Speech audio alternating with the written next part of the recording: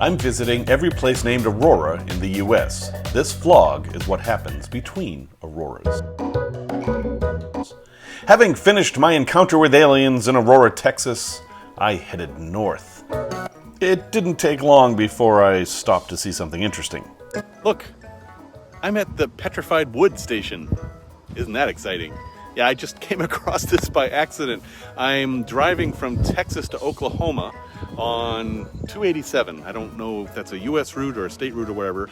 And I passed by this thing. It even has its own sign, Texas Tourist Camp Complex. So apparently the idea was people traveling could just stop here and like set up camp, pitch a tent, so to speak, and have a fire.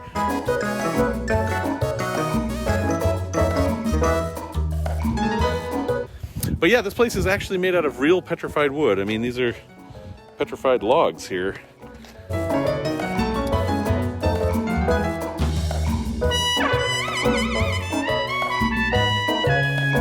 Oh, look at this.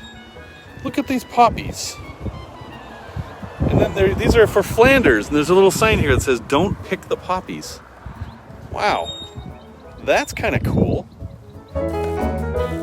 So apparently they built these little kind of motels for travelers, and you know, back then, and you'll see this in some of the older parts of the country, like in Beaver, Utah, they have a motel that's like this, and on some places Route 66. The idea was that you would get this hotel room here, and then you'd park your car indoors. They had little garages. Now, as I suspected, the back of the building is not made out of petrified wood.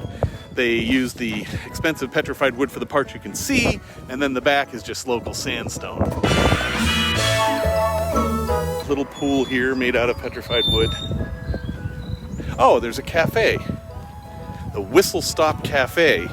Might as well cash in on the Hollywood money if you can. I wonder if they have fried green tomatoes here. And the light's on. However, they are not open. But it looks like it's still in business. That's an ad for the bench. Oh yeah, that looks like it's still in business. Alas, they are not open on weekends. If you follow 287 north from Aurora, Texas, you'll find me. That's where I am. But I won't be here by the time you get here, so don't bother trying to find me, because I'll be north, like in Oklahoma. I want to drive up here and say, I would like 2 6-pound pieces, and do you have any conifers? I've been really looking for a conifer. That looks a nice conifer there. But alas, no. This is the Meridian Highway. And apparently that's what the gas station looked like before he turned it into Petrified Wood Station. I really like the idea that they were encouraging people to just come stay, you know, for all the van life folks. That could be pretty darn cool. Oh, what does that say up there? You see the ghost sign?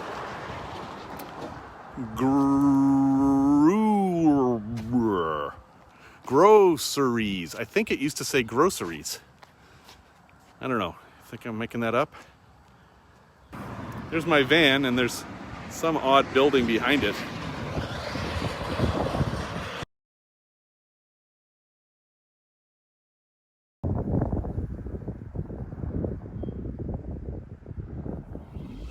Because it was getting late, I decided to just cross the border into Oklahoma and spend the night there. They apparently have a Bigfoot problem in Oklahoma. And ironically, I found myself at Colbert's Ferry again, which was the name of the place I stayed in Alabama. After an uneventful night, I decided to make a stop in Tulsa to visit a place that seemed like a bit of a pilgrimage. Black Wall Street.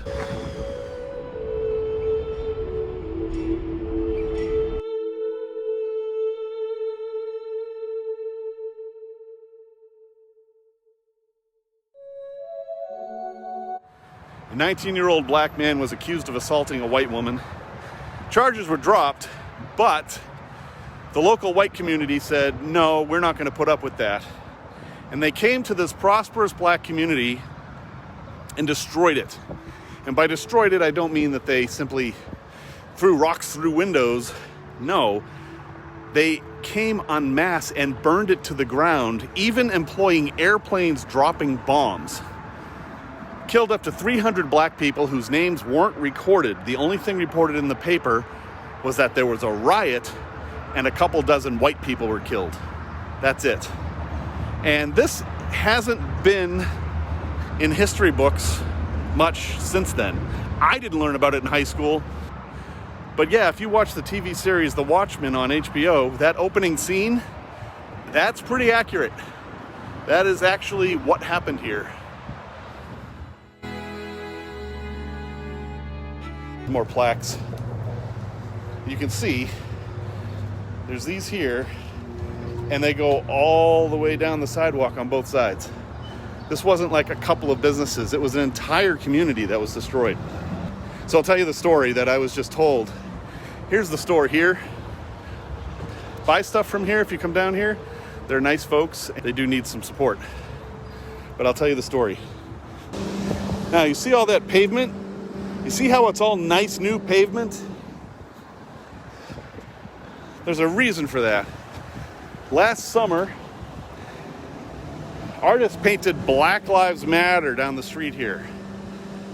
Seems fitting, seems appropriate. What a better place to do that than here? So it said Black Lives Matter. You notice it doesn't say that anymore. Not long after they put it down, some folks came and spilled blue paint all over it and crudely scribbled Blue Lives Matter on top of it. Okay, well, that could have been repaired. Then people started coming down here in their pickup trucks and burning rubber on the sign, tearing up the paint. And so at that point, the city said, okay, that's enough. And they repaved the street. Two lessons to be learned from this. One is that just because it happened 100 years ago doesn't mean it's over. The other is, if you need your street repaired in Tulsa, apparently all you have to do is paint Black Lives Matter on it and they'll come and fix your street.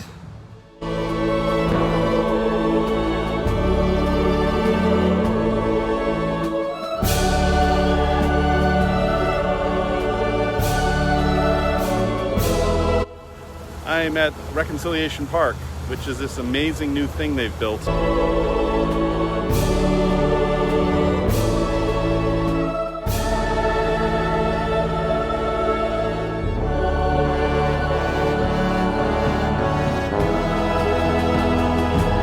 There is a healing walkway, and the idea is that you walk this walkway and reflect upon what you've seen and learned, and then hopefully some healing will come when you reach the end. But I think that's kind of a personal thing, so I'm going to do that by myself, and I invite you to come here and do the same thing whenever you get the chance, because this is pretty powerful stuff.